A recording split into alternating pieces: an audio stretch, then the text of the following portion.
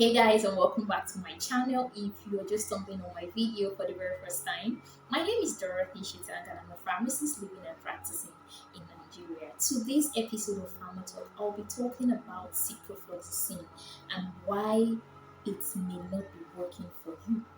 Yes, I recently watched a live that was done by Dr. Kemi Oluwayo. I know a lot of people always come for that woman.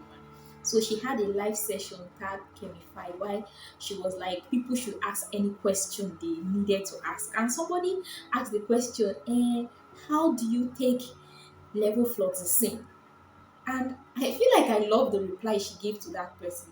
She told the person, I am not your physician, so I am not going to tell you how to take it. Why? Because ciprofloxacin belongs to a class of drug known as fluoroquinolones, and if you take it, you're gonna burn your liver.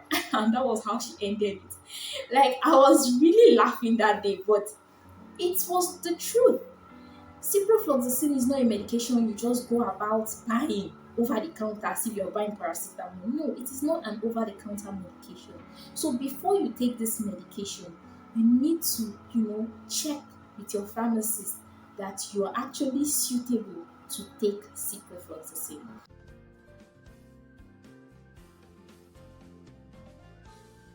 Ciprofloxacin belongs to a group of antibiotics known as the fluoroquinolones, and the fluoroquinolones are antibiotics that are used in the treatment of infections such as the urinary tract infections, the upper respiratory tract infections, and every other types of infections that are susceptible to the fluoroquinolones. There are other members of the quinolone family.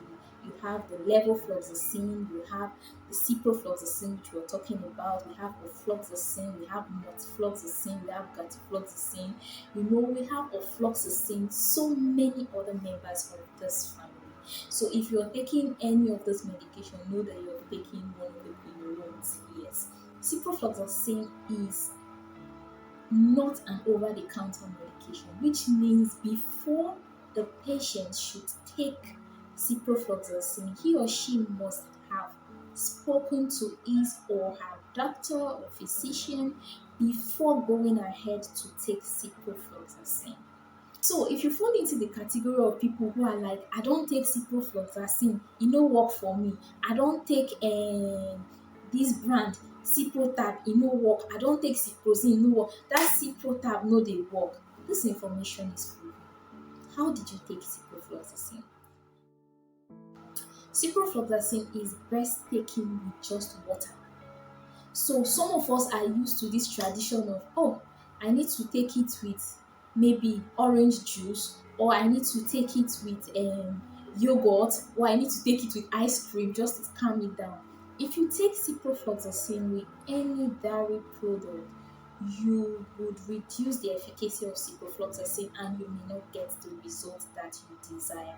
Another thing you should also remember is that when you are taking ciprofloxacin, do not take any iron supplement. Now, for instance, if you're taking a medication such as Astifar that contains iron, you shouldn't take it concurrently with ciprofloxacin. If you have ulcer and say you're probably managing ulcer with antacid like your Gestid, your Jawasil and the rest, please do not take your ciprofloxacin at the same time that you're taking the Jawasil or the Gestid or any other antacid that you are taking. When you take an antacid with ciprofloxacin, it's going to chelate the ciprofloxacin, and at the end of the day, you will not end up having the right dose that would have been able to treat the infection.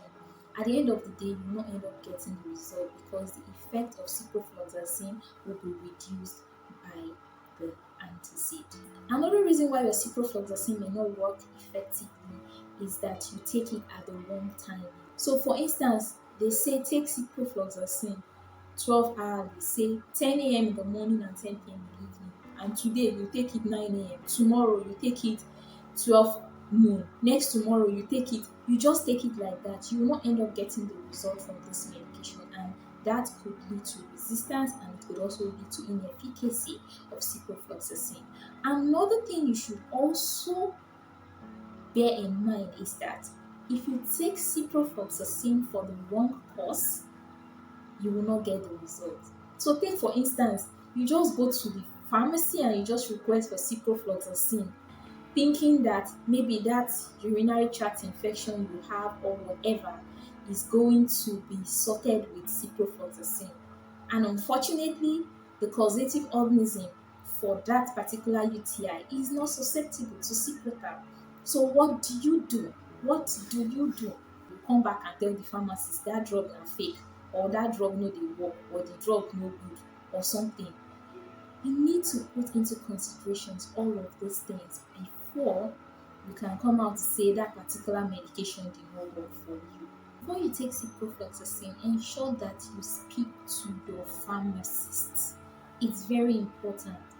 Why? Because there are a whole lot of people that are sensitive to ciprofloxacin. Ciprofloxacin is not allowed in people, less than 18.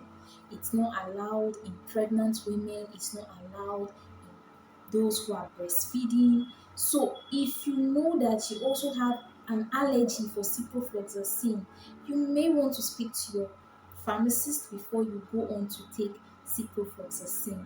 Another thing you need to consider is that there are certain people that have a particular disease condition known as the G6PD, and others have a condition known as myasthenia gravis, which is a condition whereby they have weakened muscles and all. Because ciprofloxacin has an effect on the muscle, you need to speak to your doctor or your pharmacist before you take ciprofloxacin.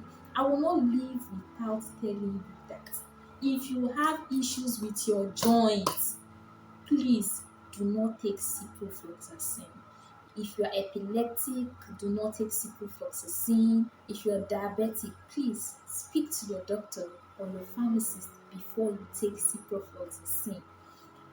This is because when you take ciprofloxacin with certain anti-diabetic medication, it could lead to a drastic drop in your blood sugar level, and this can send you into hypoglycemia. So please speak to your doctor or your pharmacist before you take ciprofloxacin. And most importantly, if you are using any bleaching agent,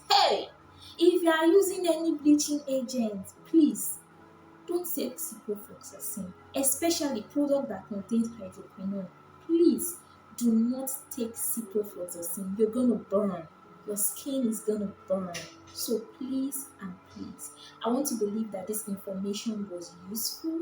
Please, if you have further questions, you can drop them for me in the comment section and we'll continue the discussion there. Do take care of yourselves and see you in my next video. I still remain your drug queen, Daryl, saying stay safe, stay healthy, and